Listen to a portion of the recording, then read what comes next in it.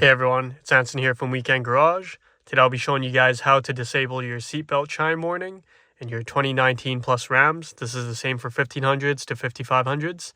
What you want to do first is put on your seatbelt with the vehicle fully off. So we have it latched. And then next up, foot off the brake. And then we're going to hit the ignition on button 2 times. So once, and then one more. Now we're going to wait till the seatbelt warning is off.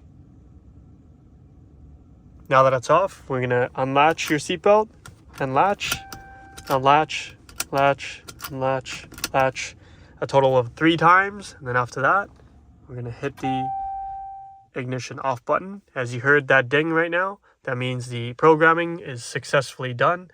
So now if we remove our seatbelt and go for a drive, there will be no more dinging noises while you're driving. So if you're driving around low speed, just around the neighborhood or around the field where you're working, there will be no more annoying chime.